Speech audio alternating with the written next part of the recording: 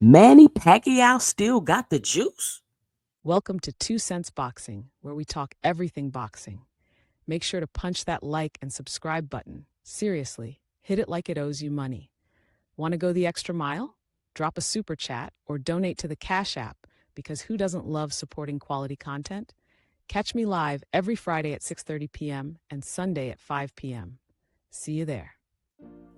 Hi, welcome to the channel. I'm Jay, and this is our 2 cents, where we talk everything boxing, and everybody's entitled to their own opinion. In today's live, we will be discussing Manny Pac-Man Pacquiao versus Mario Barrios. But before we do that, make sure you punch that like and subscribe button, and make sure you let me know and drop it below your 2 cents as I go throughout the video. Now, I want to thank everybody for joining me on the channel. Be sure to punch that like and subscribe button.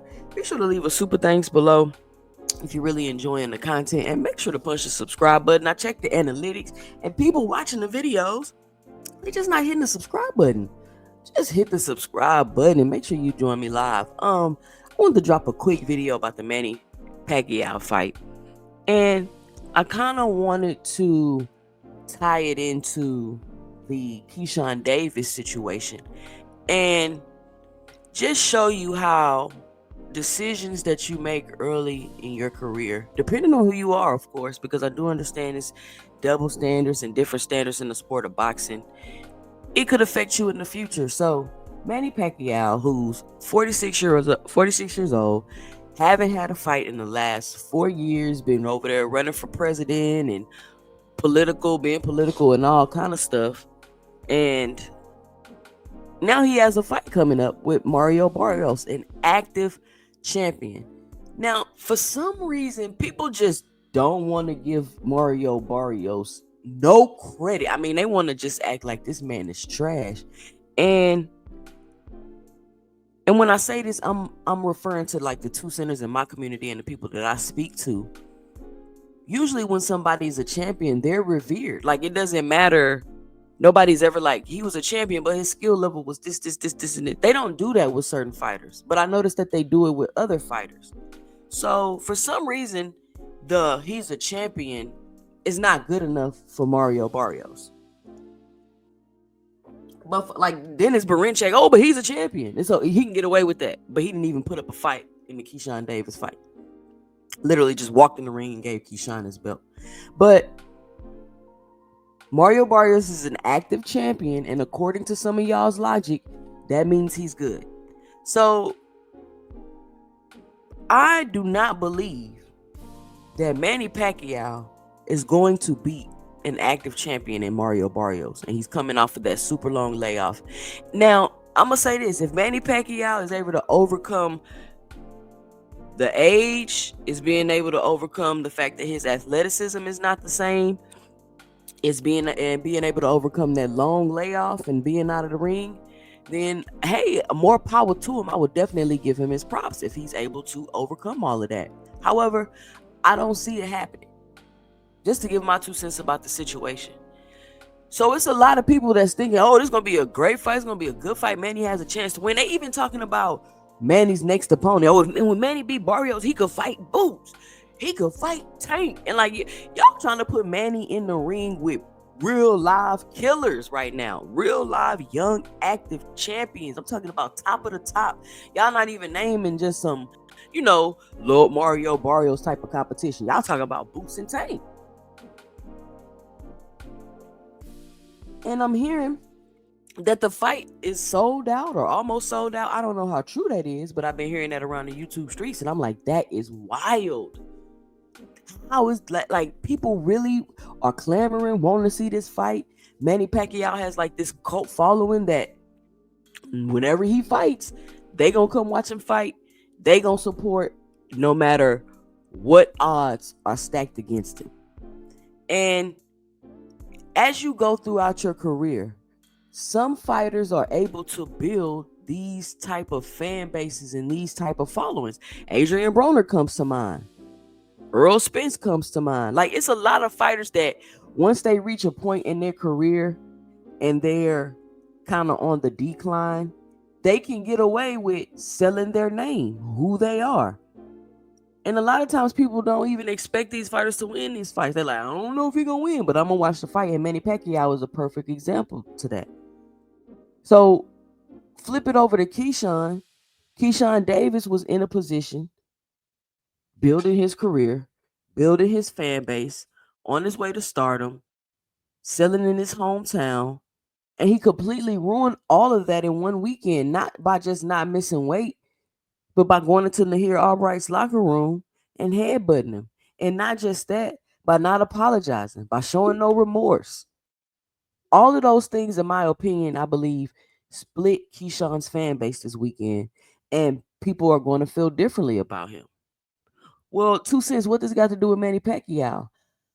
I'm just showing a situation to where, and I'm not saying it's going to happen to him, to where if he were to stay in the boxing game long, he recover from this, he gets better, and this and this and that. We don't know if that's going to affect him in the future, and he's going to be able to,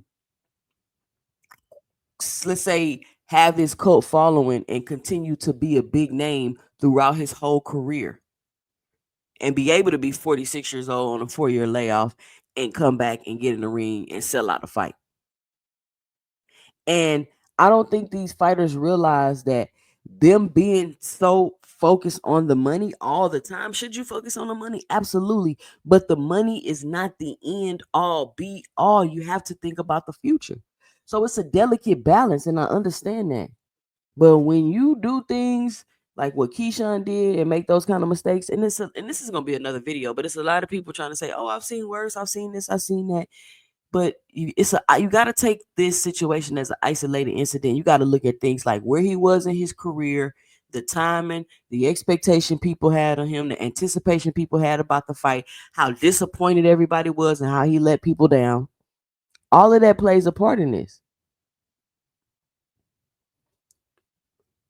So now you have to build back up that credibility with your fan base. You gotta build that back up. Because even the people that's trying to let you slide and give you a pass and say stuff like it was a mistake and they seen worse, they still not rocking with it. They not really trying to excuse it, so to speak. They just trying to be. They're just trying to, comprehend it and kind of make something up in their mind. Like, okay, maybe this what was going on, because they just can't wrap their head around it. So Manny Pacquiao being able to come back, fight an active champion, come back after 4 years and get in the ring for a title shot. It's because of the things that he's done within his career. It's because of the fan base that he's built within his career. If Manny Pacquiao would have ever got a fight canceled, how would you think that would have affected his career? How it would have split his fan base? How he would have lost credibility with his fan base? All of these things matter. And I don't think these younger fighters understand that. They saying they're over promising and under delivering, and I don't think that they're understanding that that's affecting the credibility that they have with their fan bases. And so now we're at an age to where people like, oh, pay-per-views are dead, and you got an entity in boxing that's willing to give you guaranteed money. And I don't think that what I'm talking about, the situation is going to get better with that type of model. I think it's going to get worse with that type of model, because now you're not worried about the credibility and trust with your fan base. You like F them. Keyshawn brother was like, man, F them. I don't care what they saying, F them. And it's like, F us? When you the one that messed up? How dare you? How dare you? But I just wanted to come on here real quick and just, I hope that made sense to y'all. Let me know and drop it below if that made sense to y'all. And just try to explain that these younger fighters are doing things to mess up the credibility with their fan bases. And I believe that it will have an effect on them in the long run if they don't stop. And who's to say that the model that Turkey is running, how long is that going to be around in boxing? So you spend, a year and a half with Turkey, doing fights over there, doing fights with no fans, doing all of this stuff. losing the credibility of your fan base. And when you come back, then what will you have? But let me know what you think by dropping your 2 cents below in the comments. Follow me on IG at 2 cents boxing and follow me on X at 2cents20. Make sure you click the link and take a look at this next video. I'm Jay, and stay tuned for my 2 cents in the next video.